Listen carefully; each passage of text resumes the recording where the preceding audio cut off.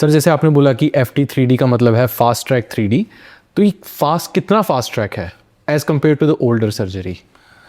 अगर हम अगर कंपैरिजन करें तो जो पुराने ऑपरेशन या परंपरागत जो ऑपरेशन हुआ करते थे तो उसमें एक घुटने के ऑपरेशन में लगभग किसी पेशेंट को 1 घंटा लगता था, किसी को 1.5, किसी को 1.25 घंटा, ऐसे हम घंटों की बात करते थे, यानी कि काफ़ी समय लगता था। वही वो कारण होता था, बड़े ऑपरेशन होने के कारण ही, ब्लड लॉस ज़्यादा होने के कारण पेशेंट्स को ICU में रखा जाता था।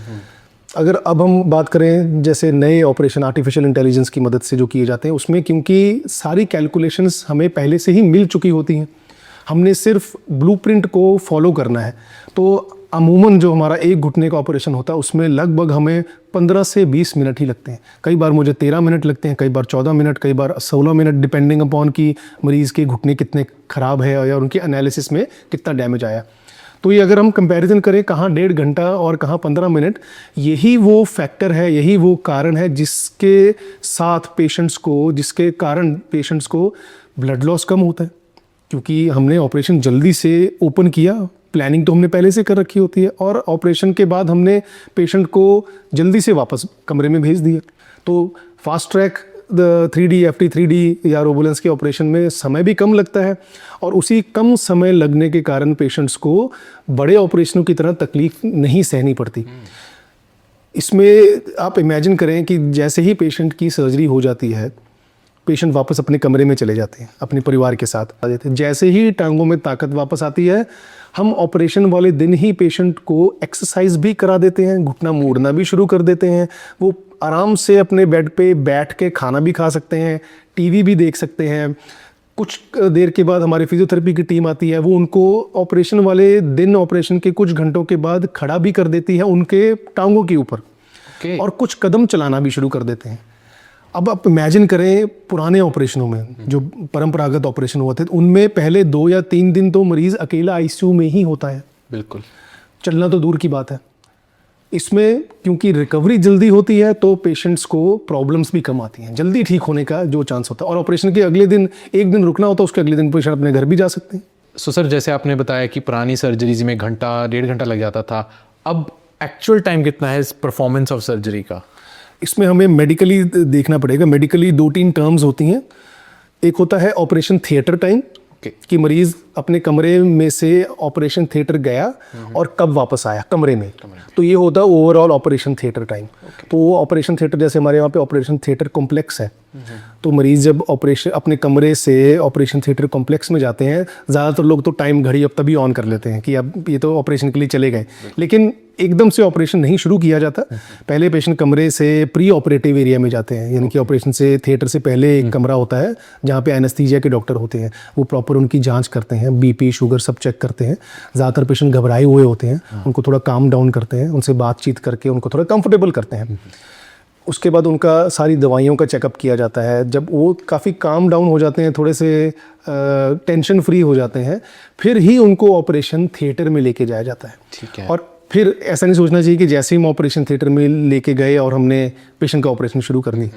पहले ऑपरेशन थिएटर में ले जाने के बाद शुगर वगैरह की जांच की जाती है, फिर उनकी घुटनों की पोजीशन बनाई जाती है जिस पोजीशन में हमने ऑपरेशन करना होता है, फिर स्टेरिलाइजेशन की जाती है, इन्फेक्शन वगैरह को कम करने के बहुत अच्छी तरह साफ़ सफाई की जाती है।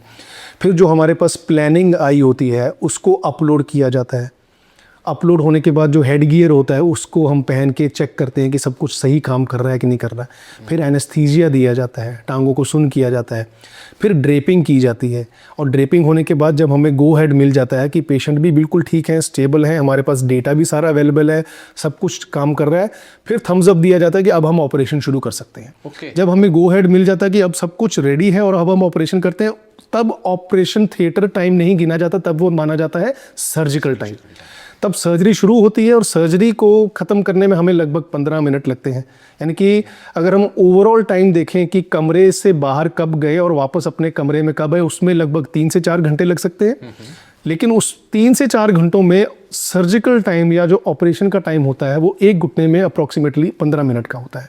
ओके, काफ़ी कम हो गया। काफ़ी कम है। और मैं हमेशा पेशेंट्स को कहता हूँ कि आपने घड़ी तब नहीं ऑन करनी है जैसे पेशेंट बाहर गए, हमें और भी बहुत कुछ करना होता है। और जैसी सर्जरी खत्म हो जाती है इमीडिएटली हम कमरे में वापस नहीं भेज सकते, तो फिर से पोस्ट ऑपरेटिव एरिया में पेशेंट को रखा जाता है, जहाँ पे फिर से वही एनेस्थीसिया के डॉक्टर आते हैं, उनसे बातचीत करते हैं, बीपी शुगर कंट्रोल में लेके आते हैं, उनको कंफर्टेबल करते हैं। जब वो बिल्कुल कंफर्टेबल हो जाते हैं फिर रूम में भेजा जाता है। ओके, तो सर्जिकल टाइम और ऑपरेशन थिएटर टाइम दो अलग अलग टर्म्स हैं।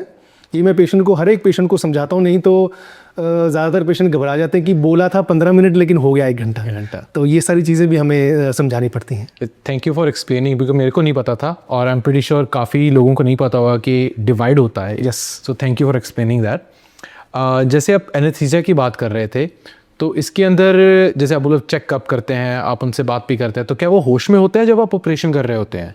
इस ऑपरेशन की जो खास बात है वो ये है कि इसमें पूरा बेहोश करने की ज़रूरत नहीं होती है। ओके, इसको हम अवेक सर्जरी कहते हैं। अवेक मतलब पेशेंट अपने ऑपरेशन के थ्रू आउट द प्रोसेस, जब से वो कमरे से वो जागते रहते हैं, सुनते रहते हैं, हमसे बात करते रहते हैं, एनेस्थीसिया के डॉक्टर से बात करते रहते हैं, उनको सब कुछ दिख रहा होता है, सब कुछ नजर आ रहा है, लेकिन हम ऑपरेशन नहीं दिखाते क्योंकि उससे पेशेंट घबरा सकते हैं। तो हम मरीजों के फेस के आगे एक स्क्रीन लगा देते हैं, भजन लगा देते हैं, शब्द कीर्तन लगा देते हैं, ताकि पेशेंट कंफर्टेबल हो। पेशेंट मरीज थ्रू आउट द ऑपरेशन जागते रहते हैं, तो उनको हम बेहोश नहीं करते, क्योंकि बेहोश करने से एक उनके बेहोशी के कारण जो कॉम्प्लिकेशन होने के चांसेस होते हैं वो साथ में ही आते हैं। तो हमारी कोशिश होती है कि हम मरीज को बेहोश बिल्कुल भी ना करें, जागते रहते हैं।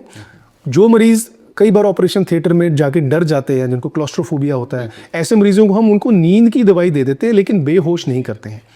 तो इस ऑपरेशन की FT3D रिसर्फेसिंग और रोबोलेंस में जो हम सर्जरी करते हैं उसमें हम पूरा बेहोश भी नहीं करते हैं। और दूसरा जो साथ साथ इसके साथ सवाल आता है, तो अगर हम बेहोश नहीं करते हैं तो क्या दर्द होगा?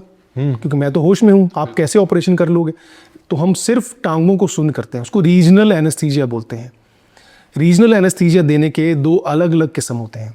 एक जो बड़े पूरे घुटने बदलने वाले ऑपरेशनों में लगाया जाता था कमर के अंदर, एपीड्यूरल इंजेक्शन कहते थे। वो एक मोटा इंजेक्शन होता था जिस इंजेक्शन के बीच में से एक ट्यूब डाली जाती थी, जिसको एपीड्यूरल इन्फ्यूजन कहते थे।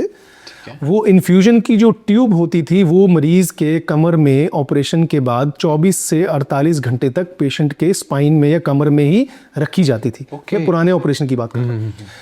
उसी एपीड्यूरल के ट्यूब को 24 से 48 घंटे रखने के कारण ज़्यादातर मरीजों को ICU में रखना पड़ता था, और उनको ये भी एक हिदायत दी जाती थी, इंस्ट्रक्शन दी जाती थी कि आपको हिलना नहीं है, आपको सीधे ही लेटना है, वरना आपके कमर में जो ट्यूब है वो हिल जाएगी। तो आप इमेजिन करें कोई बुजुर्ग पेशेंट जिनकी ऑपरेशन लगभग 1.5 घंटा, 2 घंटे, 3 घंटे लंबा ऑपरेशन, और उसके बाद पेशेंट ICU में चला जाता है और उसको 2 दिन के लिए, 1 दिन के लिए ये बोला जाता है कि आप हिल ही नहीं सकते, आपको सीधा ही लेटना है। बहुत ज़्यादा मुश्किल हो जाता है। बिल्कुल। अब अगर हम कंपैरिजन करते हैं FT3D नी रिसर्फेसिंग और रोबोलेंस टेक्नोलॉजी में, इसमें हमने एपीड्यूरल की इंजेक्शन या एपीड्यूरल की इन्फ्यूजन की भी ज़रूरत नहीं करनी होती। ओके। तो ना हमने पेशेंट को बेहोश करना है, ना ही हमने कमर के अंदर जो एपीड्यूरल की जो ट्यूब डालते थे जो 2 दिन के लिए रखी जाती थी उसका भी इस्तेमाल नहीं किया जाता। तो ऑपरेशन के बाद मरीज़ जो FT3D रिसर्फेसिंग के रोबोलेंस के जो ऑपरेशन, उसके बाद मरीज़ वापस अपने कमरे में जाते हैं, अपने परिवार के साथ रहते हैं, और ऑपरेशन वाले दिन ही वो बैठ के अखबार भी पढ़ सकते हैं, TV भी देख सकते हैं, और रात को करवट लेके भी सो सकते हैं। उनको सीधा लेटने की कोई भी इंस्ट्रक्शन नहीं दी जाती, तो बहुत ही कंफर्टेबल हो जाता है। बिल्कुल।